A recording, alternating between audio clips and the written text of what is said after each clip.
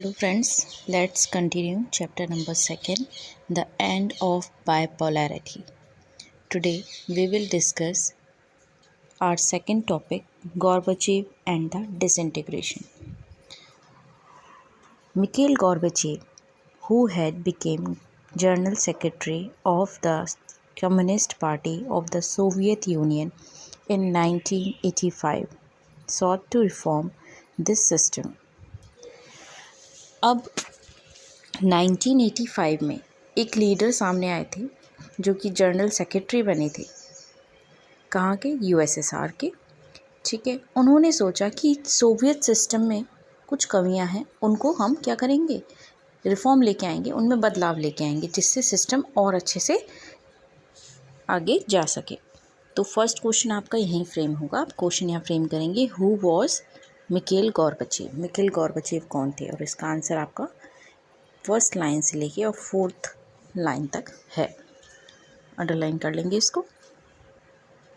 Okay, next है आपका, reforms were necessary to keep the USSR abreast of the information and the technological revolutions taking place in the West।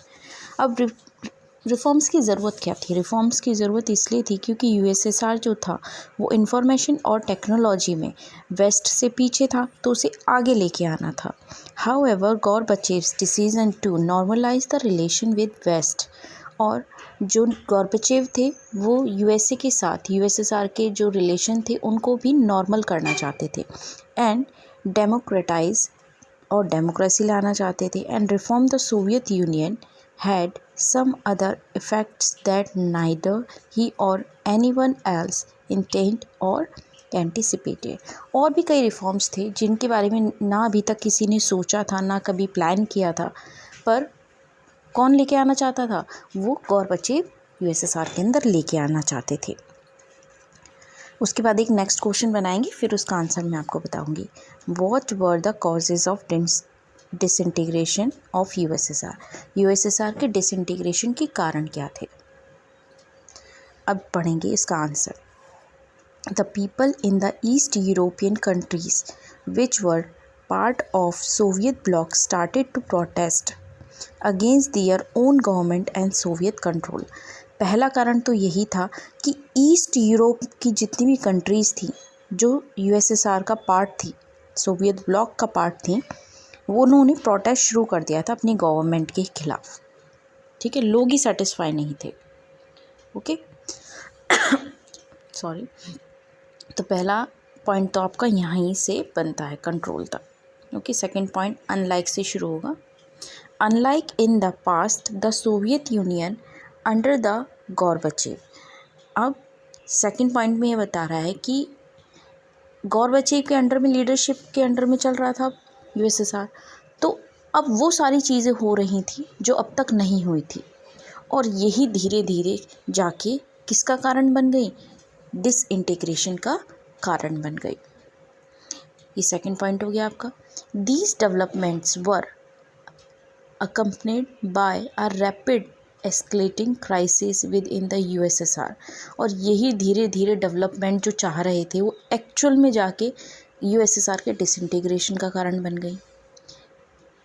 And hasted in disintegration, Gorbachev initiated the policies of the economic and political reforms and democratization within the country। ये आपका third point है कि जो गॉर्बाचेव थे ना, वो क्या करना चाह रहे थे? वो रिफॉर्म्स लेके आना चाह रहे थे। कैसे? पॉलिटिकल रिफॉर्म लाना चाह रहे थे, इकोनॉमिक रिफॉर्म लाना चाह रहे थे, डेमोक्रेसी लाना चाह रहे थे कंट्री के अंदर।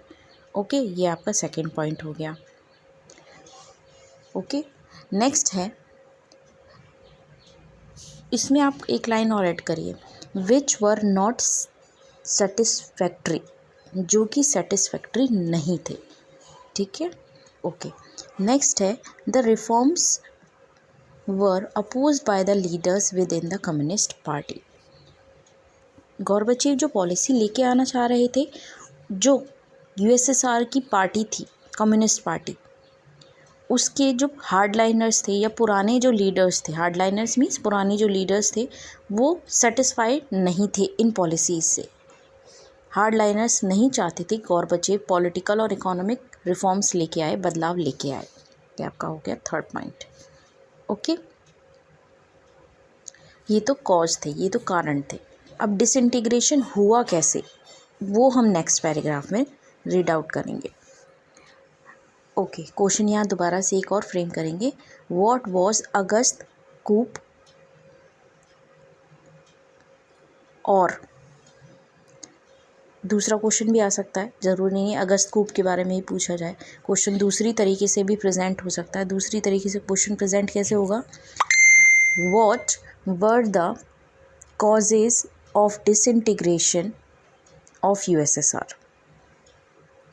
ओके, अब आंसर इसका रीड आउट करेंगे।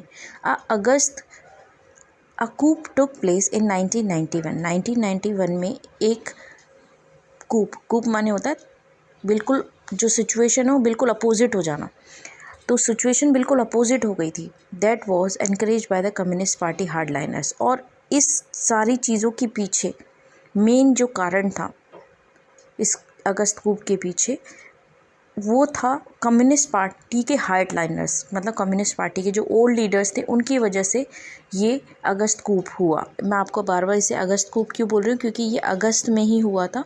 ये क्वेश्चन कई बार आपके एग्ज़ाम्स में भी आया है कि अगस्त कूप को एक्सप्लेन करिए।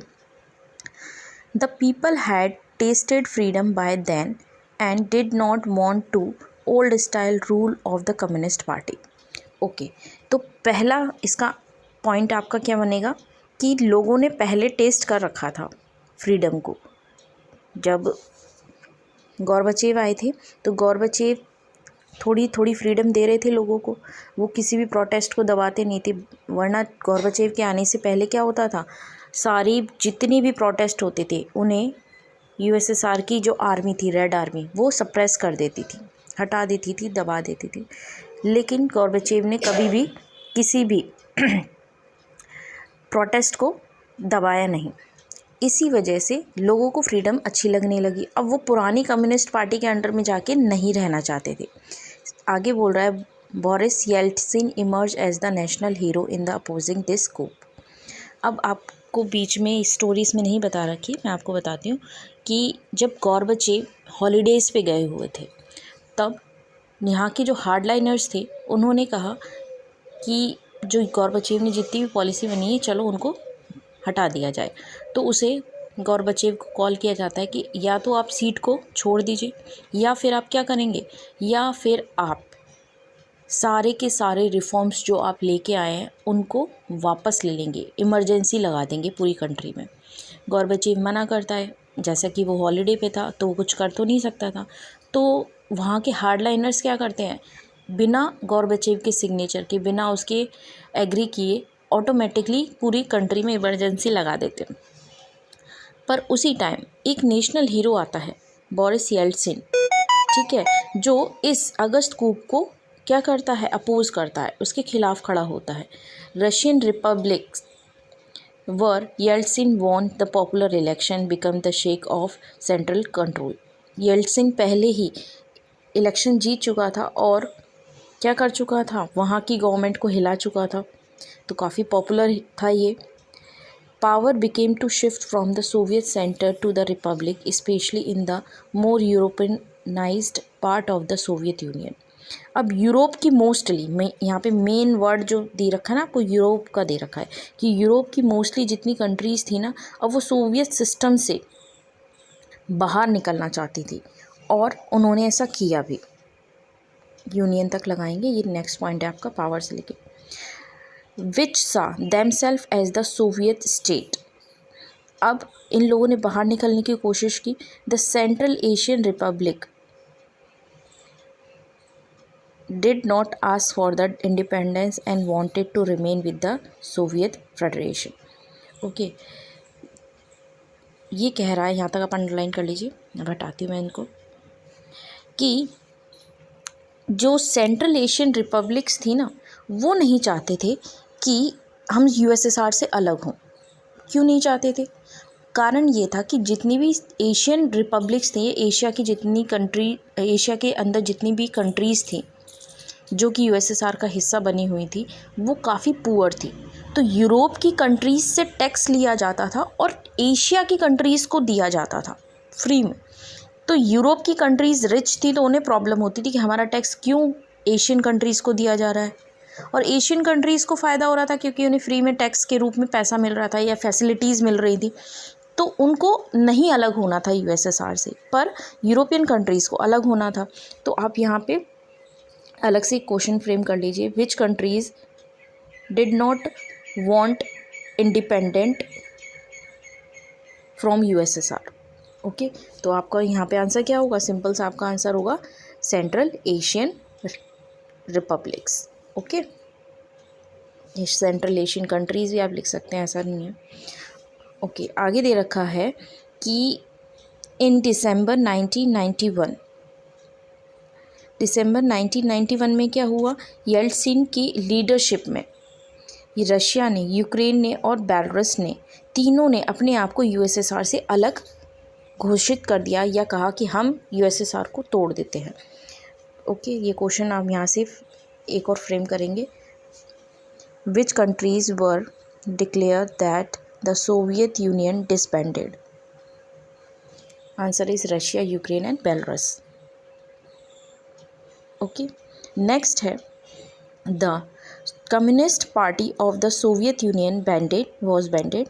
Capitalism and democracy were adopted as the base of the post-Soviet Republic. इस तरीके से धीरे धीरे करते हुए कैपिटलिज्म और डेमोक्रेसी को अडॉप्ट कर लिया गया और सोवियत सिस्टम को पूरी तरीके से हटाया गया। ओके, ये आपका जो क्वेश्चन जितने भी फ्रेम किए हैं, आप लोगों को अलग से कोई भी क्वेश्चन लर्न करने की ज़रूरत नहीं है अगर आप हर लाइन में से अपने क्वेश्चन फ्रेम खुद कर रहे हैं तो, क्योंकि हम खुद क्वेश्चन जब फ्रेम करते हैं ना तो हमें लर्न भी होते जाते हैं और साथ साथ कोई चांस नहीं होता कि कहीं से पेपर हमारा रह जाए।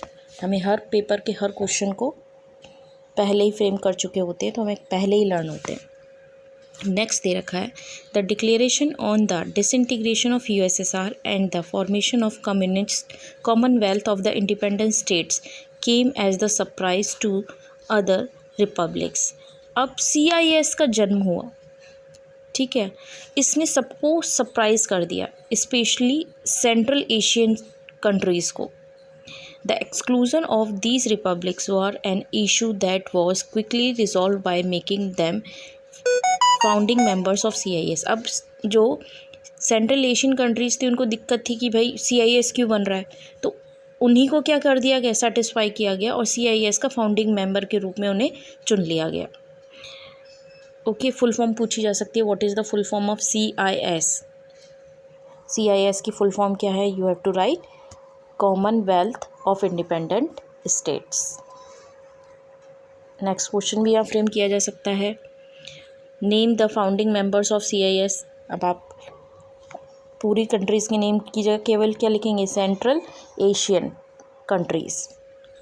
ओके, नेक्स्ट आपको दे रखा है, Russia was now accepted as the successor state of the Soviet Union. अब आपका नया क्वेश्चन या फ्रेम होगा, थोड़ा सा ये 2 मार्क्स में या 4 मार्क्स में आपसे पूछा जाता है, which kind of benefits secure bye Russia after USSR's disintegration. USSR के डिसइंटीग्रेशन से रशिया को क्या फ़ायदा हुआ। तो यहाँ से आपका पहला पॉइंट है कि रशिया जो था वो सोवियत यूनियन मतलब USSR का सक्सेसर बना, मतलब USSR की जितनी भी सीट्स थी, जितनी भी संपत्ति थी वो रशिया को मिलेगी। दूसरा है कि UN में जो परमानेंट सीट USSR ने ले रखी थी अब वो किसकी हो गई, वो हो गई रशिया की। उसके बाद थर्ड पॉइंट में आपको दे रखा है कि रशिया ने जितनी भी ट्रीटीज़, जितनी भी एग्रीमेंट्स थे वो USSR की जगह रशिया ने साइन कर लिए। उसके बाद है जितने भी न्यूक्लियर वेपन्स थे वो किसने रख लिए, रशिया ने रख लिए। उसके बाद यहाँ पे आपको इट लगाना पड़ेगा कैरिड से पहले, it carried out some nuclear disarmament measures with USA के साथ भी उसने कई एग्रीमेंट साइन किए जो कि आर्म कंट्रोल से रिलेटेड थे। वेपन्स को रोकने से रिलेटेड थे। लास्ट पॉइंट है जो सोवियत यूनियन था, अब वो पूरी तरीके से ख़त्म हो गया। ठीक है, यहाँ आपका आंसर फिनिश होता है। तो कुल मिला के हमने आज क्या पढ़ा, हमने कुल मिला के ये पढ़ा कि गोर्बाचेव कौन थे, एक लीडर थे जो कि 1985 में आए थे। वो चाहते थे कि यूएसएसआर में क्या हो, कई तरीके से चेंजेस आए जिससे वो यूएसए के बराबर या उससे आगे जाके खड़ा हो, पर उसके रिफॉर्म्स इतने ज़्यादा फास्ट थे या स्लो थे, क्योंकि इसके भी दो व्यू आगे आप देखेंगे कि वो लोगों को सेटिस्फाई नहीं कर पाया, पहली बात। तो दूसरी बात, जो उसके हार्डलाइनर्स थे, मतलब उसी पार्टी के पुराने लीडर्स को भी वो सेटिस्फाई नहीं कर पाया। इसका मतलब क्या है, ना तो वो पब्लिक का सपोर्ट ले पा रहा था, ना वो लीडर्स का सपोर्ट ले पा रहा था। इसलिए गोर्बाचेव को कहीं से भी बहुत ज़्यादा सपोर्ट ना मिलने की वजह से डिसइंटीग्रेशन की शुरुआत हुई। दूसरी बात कि उसकी जो पॉलिसीज़ थी वो बहुत ज़्यादा फ्रीडम देने वाली थी। फ्रीडम देने से क्या हुआ, लोगों को फ्रीडम का टेस्ट तो अच्छा लगा, पर अब वो यूएसएसआर के साथ नहीं रहना चाहते थे। उसके बाद गोर्बाचेव अचानक से जब हॉलीडेज़ पे चले गए, तो ये रिफॉर्म्स जो थे वो हार्डलाइनर्स ने बिल्कुल चेंज करना चाहा, कंट्री में इमरजेंसी लगा दी। इसकी वजह से बोरिस येल्टसिन नाम की हीरो आए और उन्होंने क्या किया, इस जो अगस्त को क्या किया, रोकने की कोशिश की। अब इससे यहाँ के जो लोग थे, स्पेशली रशिया, यूक्रेन और बेलारूस के, उन्होंने कहा कि हम क्या हैं, आज़ाद हैं। और इसी को देखते हुए धीरे धीरे करते हुए सारी जितनी भी कंट्रीज़ थी उन्होंने अपने आप को इंडिपेंडेंट घोषित कर लिया। उसके बाद क्या था भाई, रशिया का भी फ़ायदा हो रहा था, रशिया को सारी संपत्ति मिल गई, सारे पैसे मिल गए, जितनी भी वेल्थ थी, जितनी भी ट्रीटीज़ थी, जितने भी न्यूक्लियर वेपन्स थे, यूएनओ की परमानेंट सीट थी, वो सब की सब किसने रख ली, रशिया ने रख ली। That is all. I hope you understand. और क्वेश्चन भी बहुत अच्छे से फ्रेम कर लिए हमने, तो हमें नहीं लगता कि इसमें कोई भी टॉपिक रह रहा होगा। अगर आपको कोई क्वेरी है, यू कैन आस्क।